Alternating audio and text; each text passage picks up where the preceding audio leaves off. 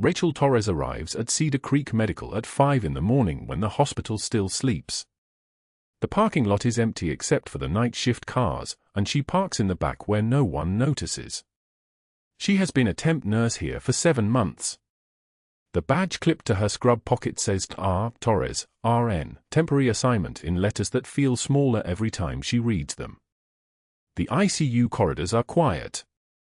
Fluorescent lights hum their mechanical song above, casting everything in the color of old hospital linoleum and resignation. She walks with her eyes down, her movements economical, the kind of efficiency that comes from having learned once and never forgotten. Her scrubs are navy blue, regulation issue, but there is something else underneath, barely visible at the collar, the edge of a scar that looks like it was made by something other than a surgeon's scalpel. Her hands are steady as granite when she clocks in, the kind of steady that comes from having held lives together in places where the ground shook. Her station is decorated with almost nothing. A cracked Captain America mug sits beside her computer, the handle broken, the paint faded from years of dishwasher cycles. A small succulent plant droops in a terracotta pot, dying slowly despite her attempts to save it. And in a shadow box mounted on the wall behind her desk, a flag is folded in the military triangle. 13 stars visible. From the Hindu Kush. No one at Cedar Creek Medical has asked her about it. No one asked Rachel Torres about anything. She logs into the patient information system and begins her morning review. Room for 07 is still sleeping. Room for 09 is stable. Room for 11 is showing early signs of sepsis that need monitoring. She makes notes in clean, precise handwriting, the kind of documentation that would pass any audit without question. Medication logs. Vital sign trends. Flow sheets with times and initials. Everything accounted for. Everything perfect because perfect is invisible and invisible is safe. At 5:48 a.m., Rachel pulls up the surgical supply order spreadsheet. It is part of her job as a temp, she helps coordinate equipment needs for the surgical teams. The spreadsheet has been bothering her for 3 weeks. Small discrepancies at first. A line item for equipment that does not appear on any patient chart. Phantom charges. Billing codes for devices that were never unpacked. She has been documenting them quietly, the way you document anything you cannot prove yet. This morning, she finds the pattern. 17 phantom charges in the last 2 months. Equipment marked as delivered but never received. Vendor invoices that do not match the hospital's receiving logs. She traces the purchase orders backward, following the digital trail like a bloodhound on a scent. All of them signed by the same person.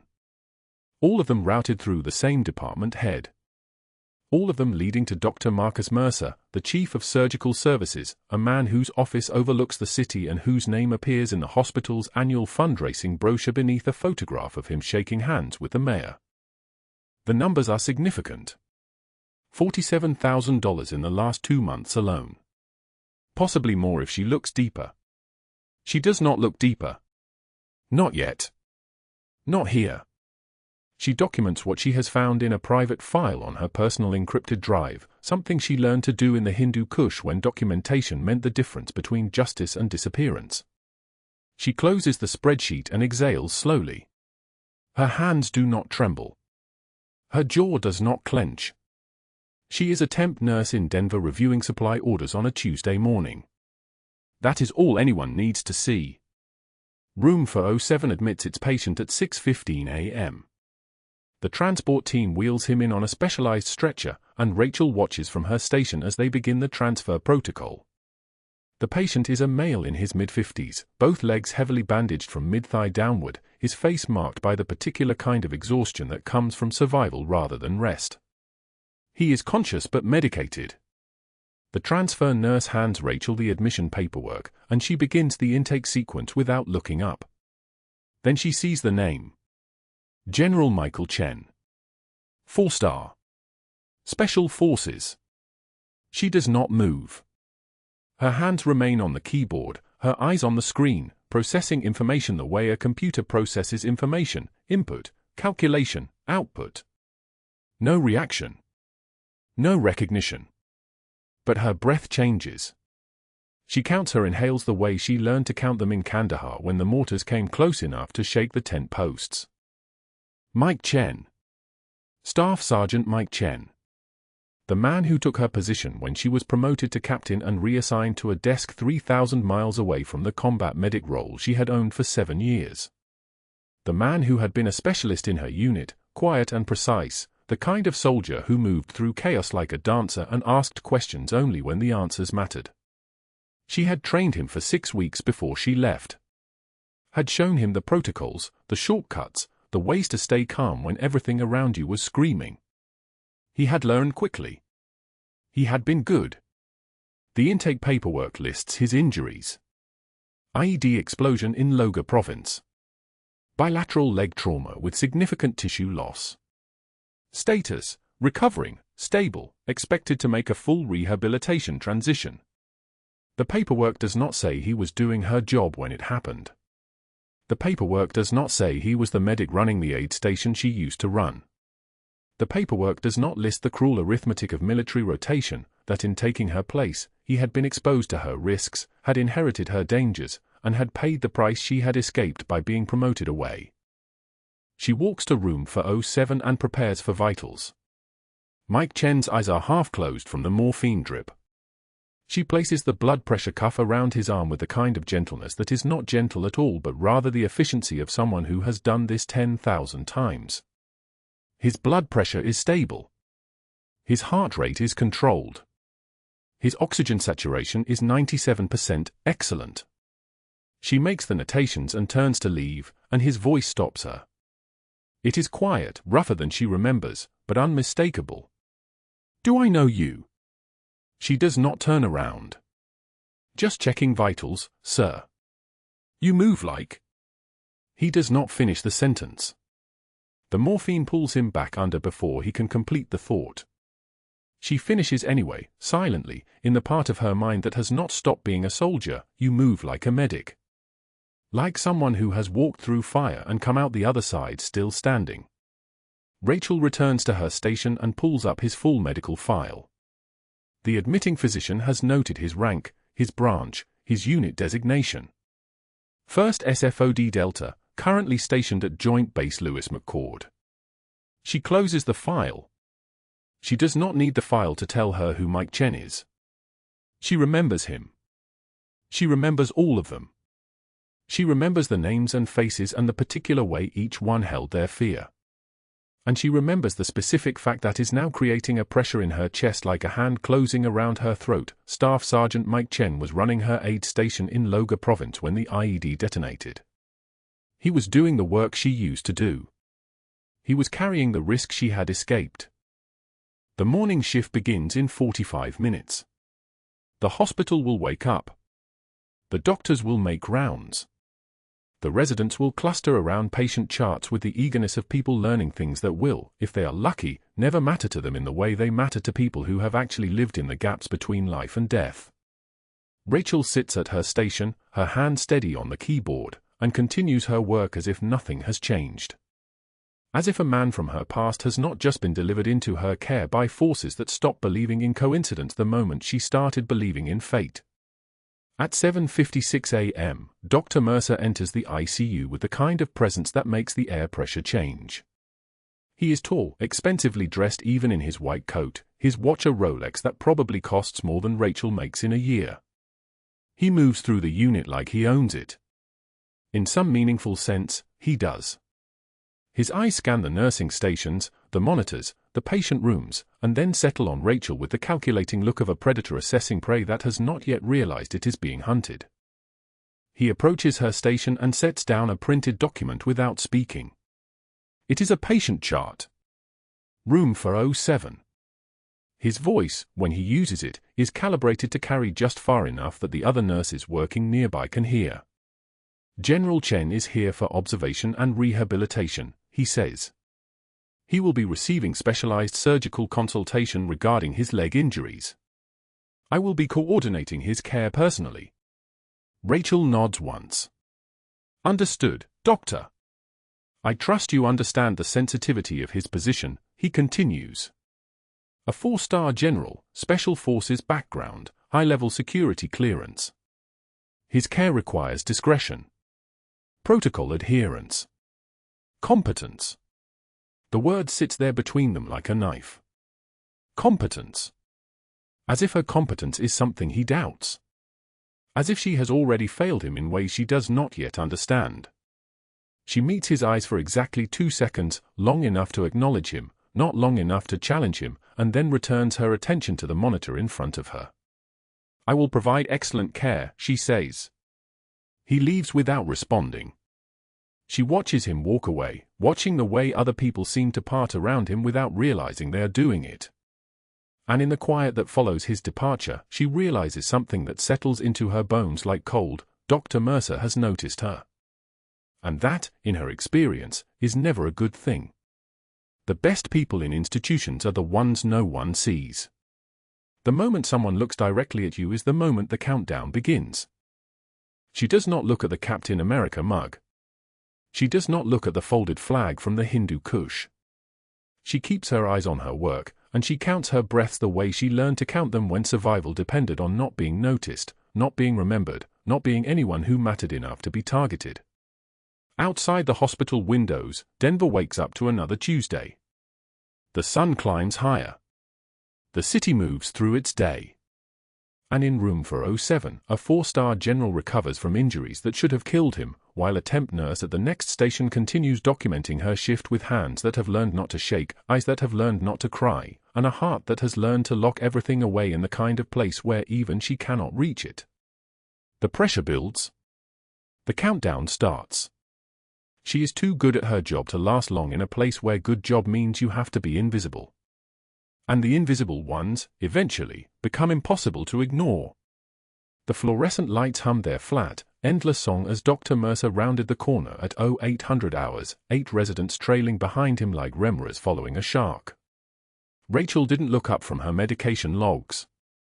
She'd learned the rhythm of these grand rounds weeks ago, the way his voice would climb an octave when he performed, the way the residents would scribble notes they didn't understand, the way the hospital's invisible hierarchy would crystallize into something sharp enough to draw blood.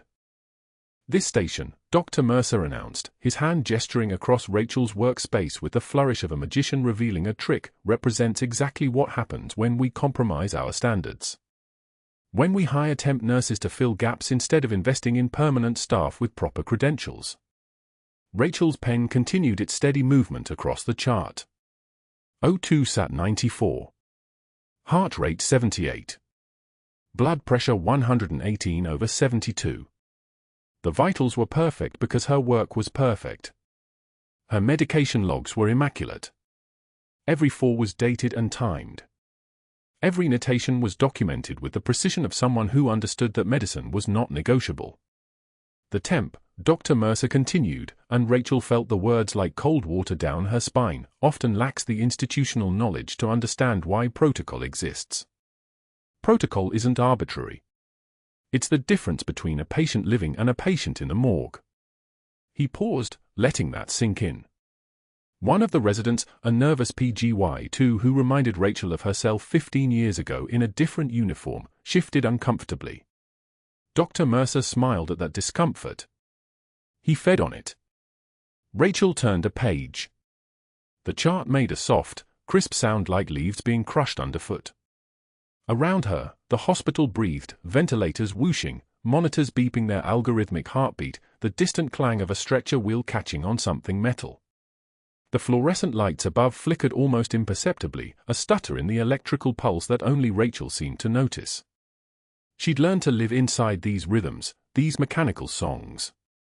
She knew every variation, every anomaly. "I've had to personally review several of her charting entries," Dr. Mercer said, and now his voice carried the theatrical precision of a prosecutor building a case. "Not because I doubt her competence, but because I need to ensure patient safety. It's a burden, frankly. My time would be better spent in surgery than auditing temp assignments." The residents wrote this down. Rachel watched their pens move in her peripheral vision. They would remember him saying this. They would repeat it in the break room, in the cafeteria, in the resident lounge where gossip moved like electricity through copper wire. By tomorrow, everyone in Cedar Creek Medical would understand that Rachel Torres was a liability dressed in scrubs. She turned another page without changing her posture. Her shoulders remained level. Her breathing remained controlled. The trembling wasn't fear, it was something else entirely. It was restraint. It was 18 years of military training colliding with the requirement to be invisible. She was a captain who had conducted 3 field thoracotomies with a combat knife because the nearest hospital was 6 kilometers away and the patient couldn't wait. She had hands that had held lives together when everything else was falling apart. But none of that mattered here. Here, she was just the temp. Dr. Mercer moved on, his entourage following, and the station fell silent again except for the ambient hospital noise, the mechanical breathing of machines keeping people alive, the shuffle of feet on linoleum, the distant conversation of nurses at the main desk. Rachel continued charting. Her hands were steady as surgical steel. By 1200 hours, she needed coffee. The break room was small and institutional, vending machines standing like sentinels in a row, their glass faces glowing with the promise of temporary relief. Rachel inserted a dollar bill into the machine at the moment 2 residents pushed through the door, their phones already lit up, their voices carrying the particular cadence of people sharing something scandalous. "Did you see Mercer's email?" The taller one, a surgical resident with the kind of pristine appearance that suggested he'd never actually touched a patient's blood, didn't bother lowering his voice. He's documenting insubordination now. She's getting written up. Rachel's finger moved to B7. Black coffee. No sugar. No cream. Just what kept her functional. "I heard he's building a file," the second resident said. "Like, a real termination file. With witness statements and everything." He laughed. It was the kind of laugh that came from someone who'd never faced real consequences, who'd never understood what it meant to lose everything because you saw something you weren't supposed to see.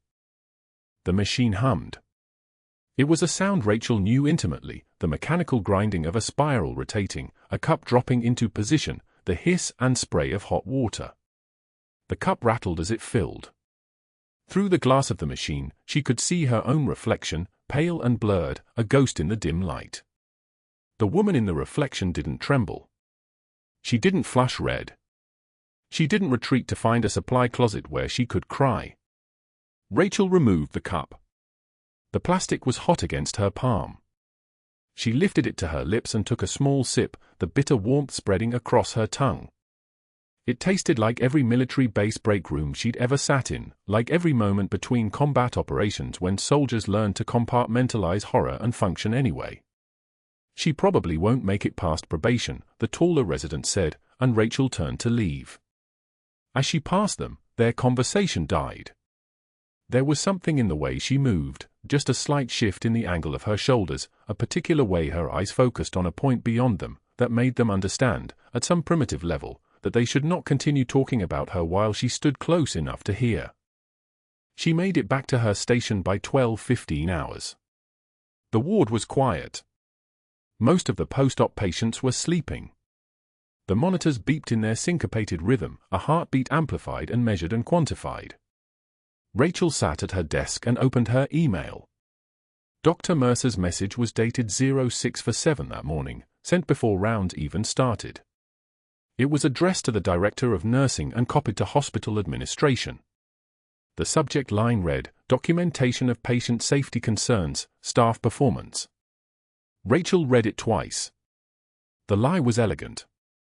The treatment orders she'd questioned had been incorrect, a dosing error that would have resulted in a dangerous electrolyte imbalance. She'd caught it. She'd brought it to his attention quietly, in his office, in the manner of someone whose job depended on perfect discretion. And he had corrected it. Silently. Without acknowledgement. The witness statements were attached. Rachel opened them. Neither name was familiar to her. She'd never seen these nurses interact with Dr. Mercer. They were administrative staff, not clinical. They'd never actually witnessed anything. But the statements were detailed. They were specific. They were plausible. They were also entirely fabricated. Rachel closed the email. She didn't respond. She didn't request a copy for her personnel file. She didn't contact union representation or HR. That wasn't how this worked. That wasn't how any of this worked. At 1,600 hours, Dr. Mercer appeared at her station. He wasn't alone. The director of nursing walked beside him, a woman named Patricia Chen who had kind eyes and a difficult job. Patricia looked uncomfortable. "Rachel, can we speak to you for a moment?" Patricia's voice carried the careful neutrality of someone who'd already been briefed, already been convinced, already chosen her position. Rachel saved her charting. She stood. Of course. Dr. Mercer did not make eye contact. He was performing for Patricia now, not for her. "I've documented 3 protocol violations this week alone," he said, speaking to Patricia as though Rachel weren't present. "The pattern is concerning. If she can't follow clear orders, we'll need security to escort her off the floor." He reached for her charts. His finger landed on a medication entry, a dose of lorazepam administered at 0430 that morning to a post-op patient with agitation. The dose was correct. The timing was appropriate. The documentation was pristine. "These look fine now," Dr. Mercer continued, and Rachel felt something shift in the room's air pressure, like the moment before a storm, "but I've seen her cut corners. It's only a matter of time before a patient suffers." He looked at Patricia with an expression of grave concern. It was a look that suggested he'd seen this pattern before, that he was protecting Patricia from liability, that he was the voice of institutional wisdom. Patricia nodded slowly. "Thank you for bringing this to our attention. We'll need to put you on a performance improvement plan, Rachel. Dr. Mercer and I will establish clear expectations and timeline for improvement." Rachel's hands remained at her sides. Her breathing remained even. "I understand. You should start looking for other opportunities," Dr. Mercer said, and now he did look at her, his eyes carrying the particular satisfaction of someone who'd just moved his game piece to a position of advantage. "Hospitals talk. References are important in this field." He walked away. Patricia followed, turning back once with an apologetic expression that meant nothing. Rachel stood at her station in the humming fluorescence, watching the monitors, listening to the hospital breathe. Her eyes found the photograph on her desk, the one she kept at the corner, mostly hidden by her computer screen. A unit photograph from 12 years ago. 18 faces. 5 of them did. One of them lying in room 407 with shattered legs and no idea that the nurse who'd just been demolished in front of hospital administration was the reason his insurgent asset was still breathing. Rachel sat back down. She stared at her monitors. O2 sat 94. Heart rate 78. Blood pressure 118/72. All the numbers were good. All the numbers meant nothing. At 1,630 hours, she stood and walked to the window. The Denver afternoon was bright and cold and indifferent. Rain threatened somewhere beyond the mountains. She could smell it in the air, that particular ozone smell of electricity accumulating in clouds. The parking lot below was full of cars belonging to people with normal jobs, with normal lives, with the kind of futures that didn't require them to carry ghosts. Rachel pressed her palm against the cool window glass. Her reflection stared back at her, and for a moment she didn't recognize herself. The woman in the glass looked fragile. She looked defeated. She looked like just a nurse. But that wasn't the worst part. The admission screen blinked at 2,100 hours when Khalid's chart populated the surgical floor queue. Post-op appendectomy. Stable vitals. Listed occupation, translator for military personnel. Rachel pulled the file before Dr. Mercer could assign it to anyone else, her movements automatic, practiced, the same efficiency that had once meant life or death in a casualty tent. The chart was thin, which meant nobody had dug deep. His name alone would have triggered recognition protocols if anyone bothered to cross-reference it against the intelligence network, but Cedar Creek Medical wasn't built for that kind of scrutiny. It was built for billing codes and discharge summaries. She reviewed the post-operative orders methodically. Morphine for milligrams every 4 hours as needed. For fluids running at 100 milliliters per hour. Vital stable, blood pressure 128/74, heart rate steady at 72, oxygen saturation at 97% on room air. The abdomen was already beginning to swell slightly, a normal response to surgery, nothing alarming. She checked the surgical notes, straightforward case, no complications, discharge expected within 36 hours. He would be gone before anyone asked questions that mattered. But something about his name gnawed at the back of her mind. Khalid was common enough in Afghanistan, but paired with his age, 43 according to the chart, and the fact that he'd been in country until 6 months ago, it narrowed the field considerably. She didn't pull the military intelligence files. Couldn't. That would create a digital footprint, a timestamp, a record of her accessing classified information that didn't exist in her official capacity as a temp nurse earning $16 an hour. Instead, she made a mental note and began her evening assessment rounds, checking his room at 2,215 hours, finding him stable, watching television with the volume off, his dark eyes tracking her movements with the kind of focused attention that made combat veterans unmistakable. "How's the pain?" she asked, keeping her voice professionally neutral. "Manageable," he said in heavily accented English. "The medication is good." She nodded, checked his dressing, clean, no drainage, no signs of infection, and documented everything in his chart before moving to the next room. At 2,300 hours, the surgical floor settled into the particular quiet of night shift, the kind of silence interrupted only by the soft beeping of monitors and the occasional code blue over the intercom from a different floor. Rachel worked her stations methodically, updating vitals, checking for sites, responding to call lights. Her mind was in 3 places at once, on her patients, on the inventory of suspicious supply orders she'd memorized, and on the fact that a man with a name from the Hindu Kush was sleeping 40 feet down the hallway. The call light for room 407 blinked at 01 for 5 hours. She answered it within 90 seconds, protocol required response time was 2 minutes, and Rachel never gave Dr. Mercer an excuse, and found Khalid sitting upright in his hospital bed, his surgical gown twisted, his face pale but alert. Not an emergency. No fever, no shortness of breath, no signs of post-operative hemorrhage. But his eyes were different now. Open. Awake in a way that suggested he'd been waiting for her to come back. "I need assistance," he said quietly. Rachel entered the room, her training overriding everything else. She checked his pulse, steady, strong, and his blood pressure. Still elevated slightly but within normal post-operative range. "What's wrong, Mr. Khalid?" "My position," he said. "I need to sit differently." She helped him adjust himself against the bed, her hands moving with the kind of practiced gentleness that came from holding broken soldiers through the night.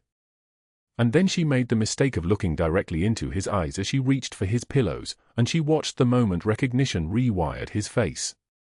Not the slow dawning of memory. The sudden electric snap of it.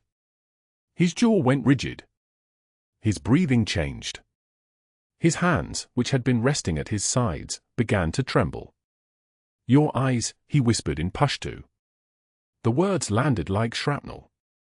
Rachel's spine straightened incrementally, a motion so small only someone trained to read the language of bodies would have noticed it.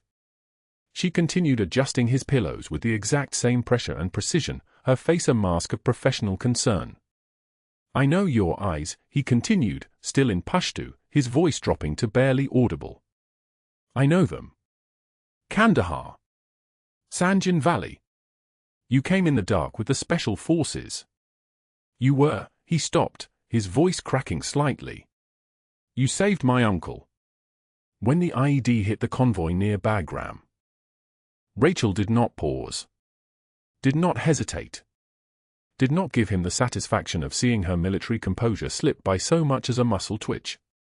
She finished with the pillows and turned to leave, her movements unhurried, her voice level and measured when she spoke in English. "You're still coming out of the anesthesia, Mr. Khalid.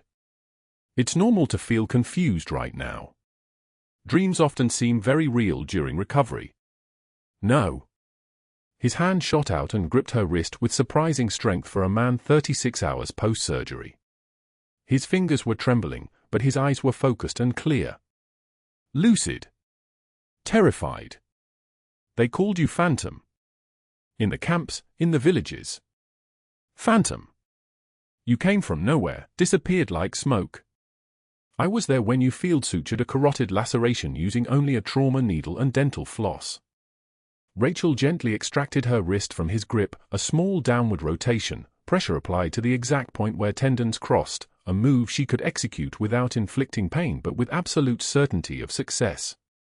She'd learned it in a bunker in Loga province from a Green Beret who'd learned it from an interrogation manual. I think you're remembering someone else, she said softly. She turned toward his stand and prepared a small syringe of midazolam, 2 milligrams, within her scope of nursing practice for post-operative anxiety, entirely defensible if Dr. Mercer decided to audit it later. She injected it into his port slowly, watching his pupils dilate slightly as the medication took hold. Within 3 minutes, his breathing deepened. His body relaxed. His eyes closed, and whatever he'd been about to say next died unspoken. Rachel documented the medication in his chart, her handwriting precise and unhurried, patient experiencing post-operative disorientation. Administered 2 milligrams midazolam for anxiety per standing post-operative orders. Vitals stable. Patient resting. The lie was clean, professional, and completely defensible. It was also the moment she realized the intelligence mission was burning down in real time. Because Khalid would remember. He might be sedated now, but memory had already rooted itself in his consciousness, and sleep would strengthen it, not erase it. By morning, he would be asking questions again. And the moment anyone connected those questions to her, the moment someone started digging into why a temp nurse had spent 5 years in the Hindu Kush, the entire operation would collapse. She left his room at 0155 hours and had barely reached the nurse's station when Dr. Mercer appeared from the shadows of the back hallway, moving with the deliberate menace of a man who'd been waiting. He held a printed policy sheet in his hands like a weapon. His smile was thin and satisfied, the kind of smile that belongs to someone who's finally found the excuse he's been building toward. Sedating a patient without physician authorization, he said softly, holding up the policy. That's protocol violation. That's scope of practice breach. That's grounds for immediate termination. Rachel's hand stilled over her keyboard. She didn't turn to face him. She didn't defend herself. She simply waited, understanding with crystal clarity that this was strategic, not emotional. Dr. Mercer wasn't angry. He was eliminating a liability. She'd seen him do patient safety huddles with the kind of polished authority that made the surgical staff trust him, and now she understood why. He was competent. Methodical. He'd built his fraud brick by brick, and he would dismantle her the same way. Call security, he continued. I want her off the floor by 0300 hours. Clear shift change. Who's covering my patients? Rachel asked quietly, finally turning to face him. That's not your concern anymore. The words were calculated, designed to sting with finality. But what they actually revealed was negligence, and negligence could be documented. Rachel made a mental note of the timestamp and returned to her charting, completing every note with meticulous accuracy, every observation recorded, every medication documented. She wasn't defending herself against accusations she knew were designed to obscure his actual crimes. She was building a record. She began moving her personal items from her station at 0235 hours. The cracked Captain America mug first, wrapped carefully in a paper towel. The dying succulent, which she'd kept alive for 3 years despite rotating through 12 different apartments and 4 different continents. And finally, the folded flag, the one from Staff Sergeant Michael Chen's memorial service, the colors so carefully folded that they'd formed a perfect triangle that she kept in the bottom drawer of her locker, pressed against her heart during the kind of nights that didn't end until sunrise. She packed them into a cardboard box with the same methodical care she'd applied to every other task. Her hands didn't shake. Her breathing remained steady. The trembling inside her chest was not fear. It was restraint. Military training at its most basic, the understanding that emotional response was a luxury she couldn't afford, and discipline was the only currency that mattered.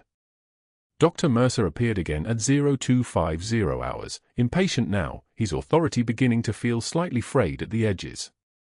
"I said clear out," he snapped. "Now."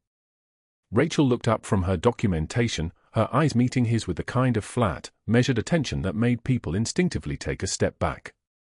"At 0300 hours, Doctor. When my replacement arrives." It was a small act of resistance, barely perceptible, but it was the first time she'd contradicted him since the day she'd walked through Cedar Creek Medical's doors, and his jaw tightened at the transgression. He turned away without responding, already on his phone, already texting someone, already building the next layer of his case against her. Rachel placed her cardboard box behind the station and returned to her charting. She had 30 minutes. 30 minutes before her shift ended, before security escorted her out, before the intelligence mission became someone else's problem. 30 minutes before General Chen, because she was certain now that Khalid's story about his uncle was actually Khalid's story about knowing exactly who was in room 407, would lie in a hospital bed with no one assigned to his care, no one watching his monitors, no one between him and whatever had sent an insurgent through Cedar Creek Medical's doors in the first place. The clock on the ICU wall read 2:19 when the custodial entrance door swung open with the kind of force that made the hinges sing. Rachel was checking General Chen's epidural pump, a routine sweep, the last one she'd make on this floor before security walked her out, when the sound registered in her nervous system like a tripwire. Not a nurse. Not a doctor. The man in the faded grey uniform had eyes like a fighter pilot, jaw set, and the automatic weapon was already rising to chest height as he moved down the corridor toward room 407. Time fractured. Rachel's body moved before her conscious mind caught up, muscle memory overwriting protocol, training overwriting fear. She threw herself between the shooter and the general's bed with the fluid precision of someone who had done this before, done this in Kandahar province under mortar fire, done this when it meant watching your brothers die anyway. The first bullet punched through her left shoulder, spinning her sideways, the impact like a sledgehammer wrapped in fire. Pain was information. Pain meant you were still alive. The second bullet caught her ribs.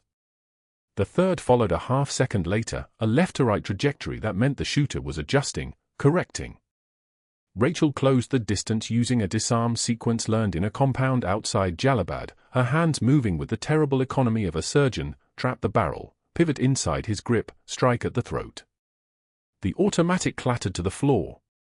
The fourth bullet tore through her right thigh as they fell together, both collapsing against the linoleum with a wet sound like rain on concrete. Her blood spread across the floor in dark pools, and she could taste copper, could feel the heat of it running down her ribs. The fifth bullet was meant for her head. It grazed her neck instead, parting skin, drawing another line of red across the surgical collar that suddenly seemed impossibly fragile. Hospital security arrived with the sound of boots on tile, 1, 2, 3, 4, and their return fire ended the threat with finality. The younger man, the one with the fighter's eyes, went still against the floor beside Rachel. She didn't look at him.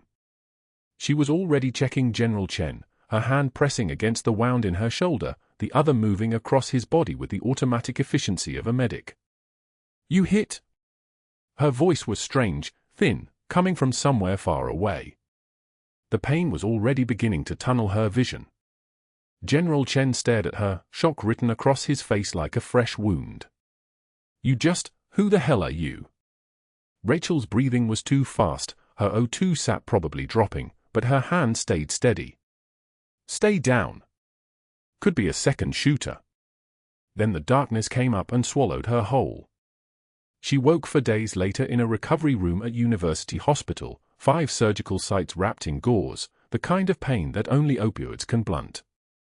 A chest tube hissed with each breath. Her left shoulder was immobilized.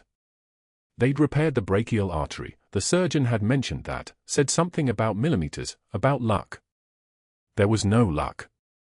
There was only the field thoracotomy she'd performed on Specialist Park, the one that didn't work, the one that meant his daughter would grow up without a father. The termination letter sat on her bedside table, sealed in a hospital envelope, waiting like a predator. It bore the Cedar Creek Medical logo and Dr. Mercer's signature, a flourish, a signature that belonged to a man who believed his words were law. She didn't open it. She didn't need to. The charges would be protocol violation, insubordination, unauthorized patient sedation of a psychiatric case. There would be language about endangering staff, about her reckless engagement of an armed threat instead of evacuating to a safe location. Dr. Mercer had already built the narrative. She'd watched him do it, back in the ICU, while her blood was still pooling on the linoleum. He'd been on his phone before she lost consciousness. She violated every protocol, engaged the threat instead of evacuating. Put the entire floor at risk. This is exactly the liability I warned you about. The box came 2 days later, delivered to her hospital room by a volunteer who wouldn't meet her eyes. Cardboard, tape, the contents minimal. The cracked Captain America mug from her locker. The succulent, long dead, soil dry as bone. Her personal items, a fleece jacket, 3 spiral notebooks, her name badge.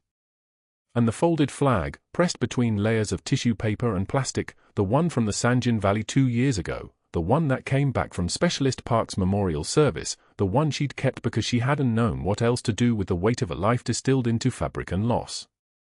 The discharge papers said she could go home.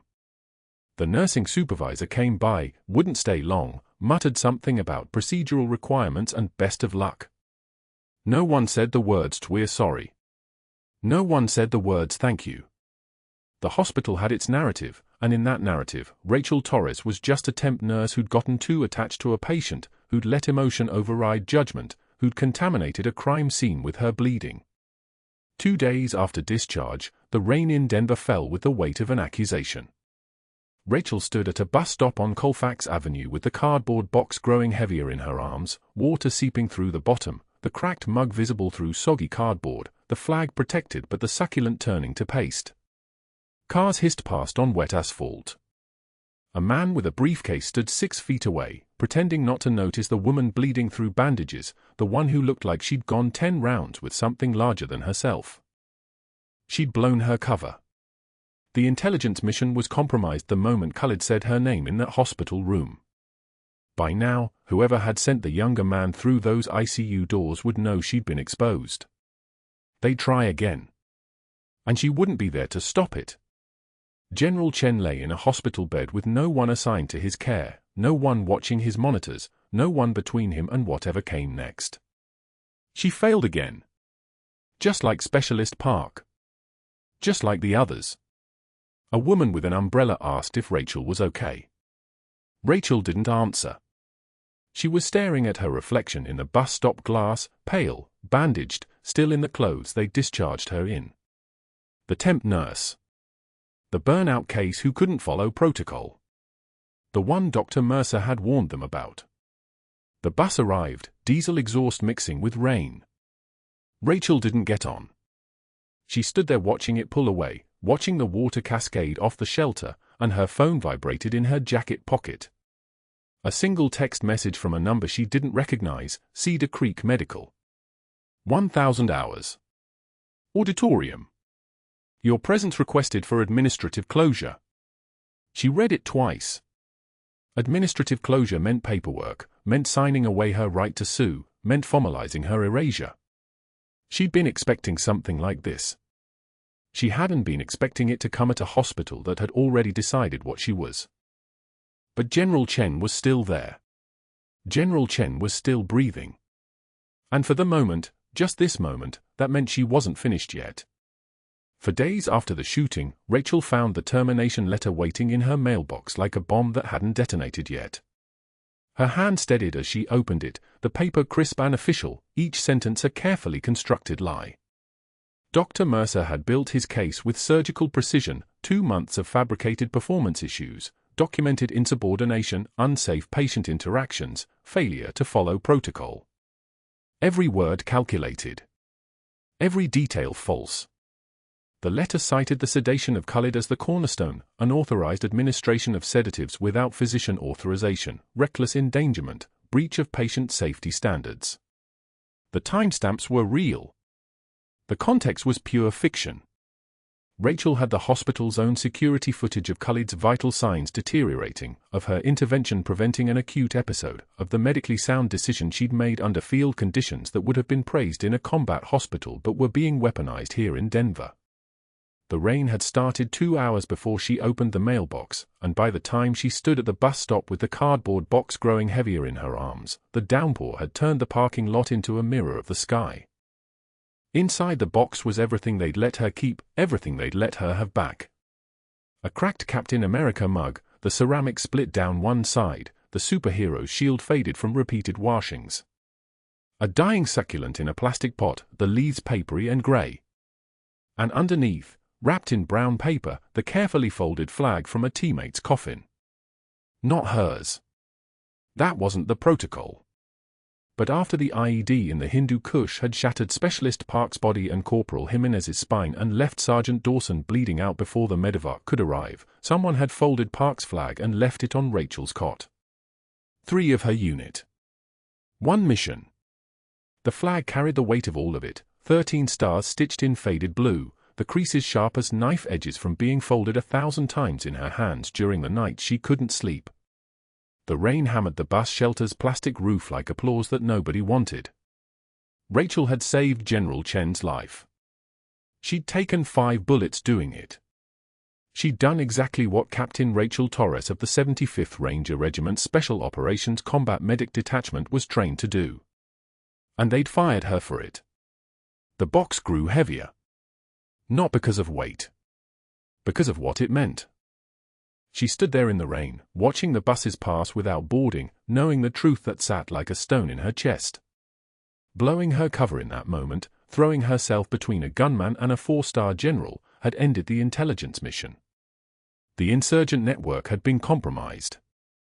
The investigation into how an Afghan operative had gotten past hospital security, past the federal protocols, past every barrier designed to keep a high-value target alive, that investigation was active, ongoing, and now completely burned. General Chen was still breathing, yes. But Rachel had done it by stepping out of the shadows she'd been trained to stay in. Whoever had sent that shooter wanted the general dead. And now, without Rachel's undercover position, whoever wanted him dead would try again. And she wouldn't be there to stop it. The rain soaked through her jacket, and for the first time since taking the bullets, Rachel's jaw tightened hard enough to hurt.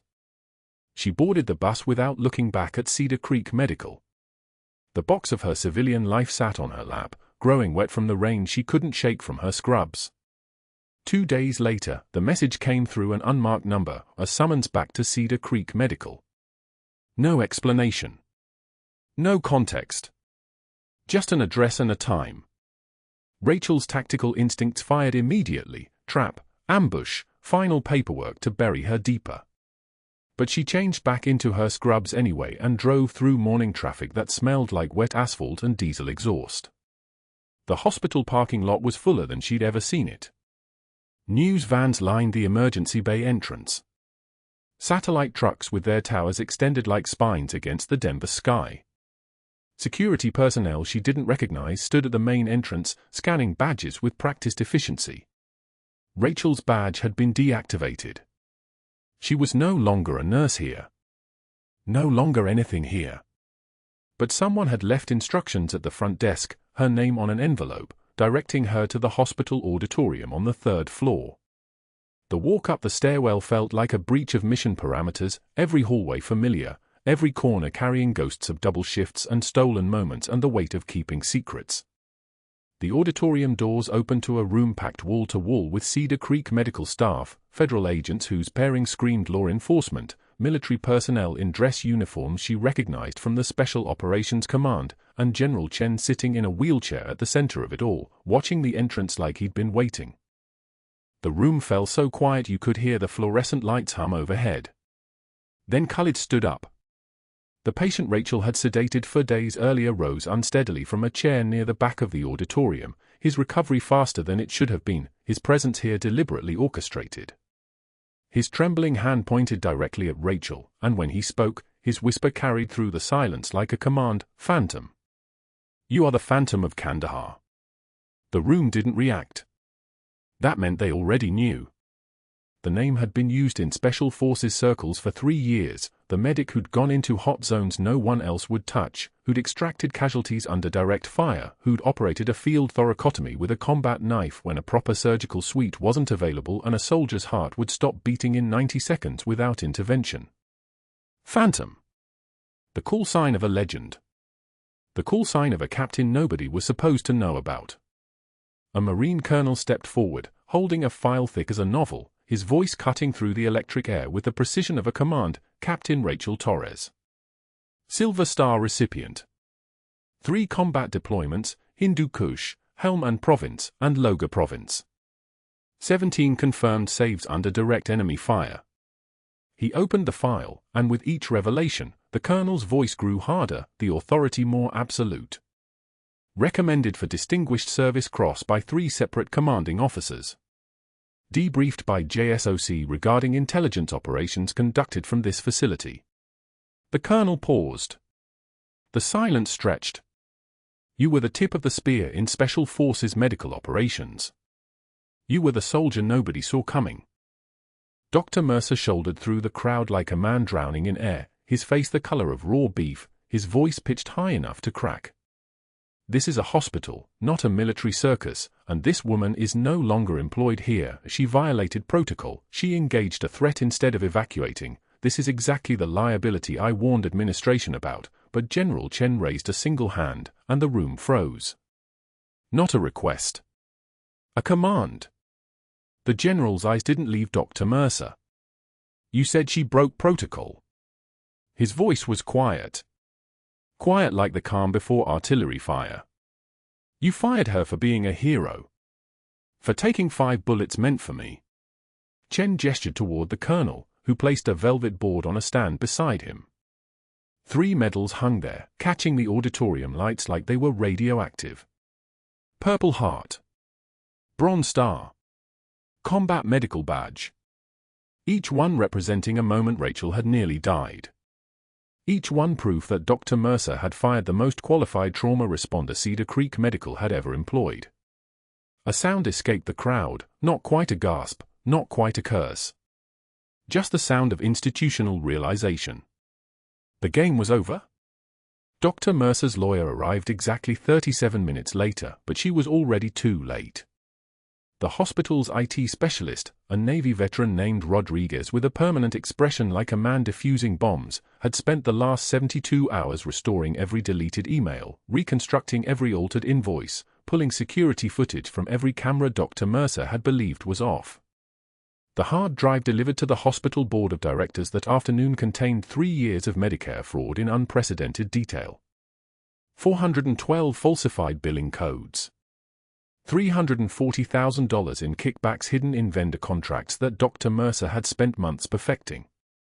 Evidence of him personally ordering the security guard removed from General Chen's floor 30 minutes before the shooting. Evidence of him documenting Rachel's insubordination the same day he discovered she'd noticed the phantom equipment charges. The federal agents didn't wait. 2 FBI investigators conducted separate interviews with Rachel in a conference room that smelled like stale coffee and institutional anxiety. She answered every question in her captain's voice, clear, precise, professional. He accelerated his campaign to remove me after I noticed the discrepancies in surgical supply orders. Her hands didn't shake as she pointed to specific line items, specific dates, specific amounts. He needed me gone before I reported it to the state auditor. The investigation expanded in real time. The Afghan medical supply company that had been paying Dr. Mercer had also hired the man who walked into General Chen's room with an automatic weapon. They hadn't ordered the hit directly, the paper trail was clean, but the shooter had been activated because a major defense contract review was about to expose the company's inflated pricing. General Chen was the decision-maker on that review. He was the only obstacle standing between $1 billion exposure and a controlled narrative. Dr. Mercer hadn't ordered the assassination attempt, but his fraud had created the conditions that made it necessary. The medical board convened an emergency session. By that evening, Dr. Mercer's license was suspended pending criminal trial. By the following morning, the FBI had executed search warrants at his home. By the following week, the U.S. Attorney's Office had opened a federal case. Rachel wasn't fired. She was vindicated, reinstated, and elevated. The hospital's CEO personally apologized in a conference room while a lawyer drew up papers offering full back pay, hazard compensation, and a new position, Clinical Director of Emergency Services. A title. An office. A door that closed. Somewhere during the chaos, the cardboard box Rachel had carried to the bus stop was replaced with a real one. Dr. Mercer's belongings fit inside it perfectly. She watched from her new office window 6 months later as he loaded boxes into a medical supply van in the parking lot below, his new job, driving medical equipment to rural clinics. His license stripped. His career dissolved.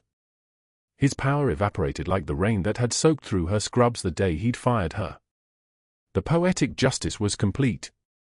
He'd spent 3 years building a legacy of fraud, and it had taken 3 weeks to demolish it. What happened next changed everything. General Chen's wheelchair appeared in her office doorway, the man stronger now than he'd been at the auditorium, physical therapy and surgery having slowly returned his legs to something approaching functional. "Wanted to see the view from the corner office," he said, grinning like they were old friends catching up on a Tuesday afternoon. Rachel smiled, but it faded when Chen moved his wheelchair to the center of her office and positioned himself deliberately.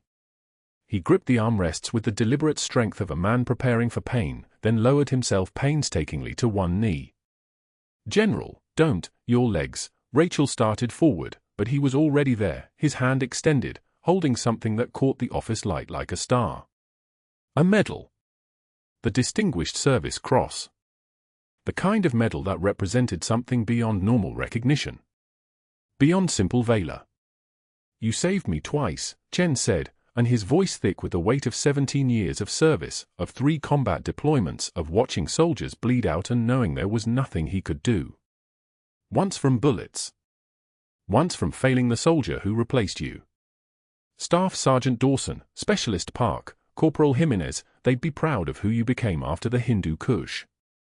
Rachel helped him back into the wheelchair, her hands finally shaking now that she was allowed to be human, and placed the medal in a proper shadow box beside the folded flag from the Hindu Kush, no longer hidden in a cardboard box, but displayed with 13 stars visible. The cracked Captain America mug held pens now. The dying succulent had been replaced with a new one, green and thriving on her windowsill. Her phone buzzed that evening, a message from Rodriguez, the IT specialist who'd saved the security footage and been promoted to Director of Hospital Information Systems. The message was simple: phantom saves don't stop at the battlefield. That night, Rachel gave the closing remarks at a hospital-wide staff meeting about integrity and vigilance and the courage it took to speak when silence was safer. She ended with words that made the veterans in the room stand. Sometimes the bravest warriors carry stethoscopes, not guns. General Chen saluted from his wheelchair, and Rachel returned it, not as a nurse, not as a hidden operative, but as Captain Rachel Torres, Special Forces Medical Operations, who learned that some missions don't end. They just change form. If you made it this far, you understand, the quiet ones are always the most dangerous. Hit subscribe and leave a comment. What would you have done in Rachel's position? Would you have sacrificed everything to save someone nobody knew mattered?